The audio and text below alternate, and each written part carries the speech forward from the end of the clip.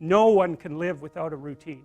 You just forget that. If you guys don't have a routine, I would recommend, like, you get one going, because you cannot be mentally healthy without a routine. You need to pick a time to get up. Whatever time you want, but pick one and stick to it, because otherwise you dysregulate your circadian rhythms and they regulate your mood. And eat something in the morning. If any of you out there are anxious, and many of you no doubt are, there'll be a large number of you who are anxious and don't eat breakfast, and there'll be a whole bunch of you out there who think, well, I don't eat breakfast, it isn't necessary. It's like, that's wrong. It's necessary. You fasted all night. If you load yourself cognitively or physiologically in the morning, your brain, stressed, will encourage your body to produce insulin. It will take all the blood sugar out of your blood, and then you're done for the day, and then you'll be anxious. And a lot of the rest of you too, you'll find if you're anxious, try this. It's really interesting experiment. The next time you're anxious, go eat something. Eat some protein and fat would be best. You could have cheese and crackers. I'm not a big fan of carbohydrates, but whatever. Eat whatever you're willing to eat, but make it solid. Don't eat a peanut butter, or don't eat like a chocolate bar or something sweet. Eat something substantial, a piece of meat, a piece of cheese, some peanut butter, something like that. And then wait 10 minutes and see if you're less anxious. And try that for like 2 weeks. Every time you get anxious, eat something.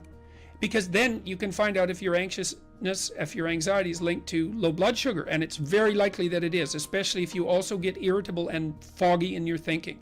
And the best way to treat that, as far as I've been able to tell, and there's a decent literature on this, is to make sure that you eat a big breakfast. And you might say, well, I'm not hungry in the morning. It's like, who the hell cares if you're hungry?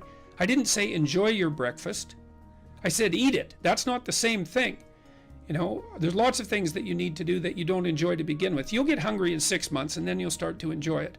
So that's a massive difference. I take small naps quite frequently. If I'm wiped out, you know, I'll go have a nap for 10 minutes or 15 minutes.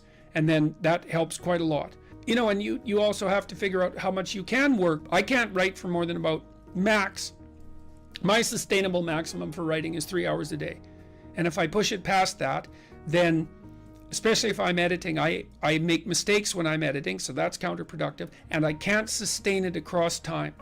And so I don't really think you can do more than about 3 hours of extremely intense intellectual work a day. Although if you have a nap, you can stretch that, but I think at least I end up paying for it across time. So nap, make sure you eat, and make sure you eat protein and fat and not carbohydrates, because carbohydrates are basically poisonous. That's about, and make sure that you get enough sleep. So that's how I try to make myself hyper efficient.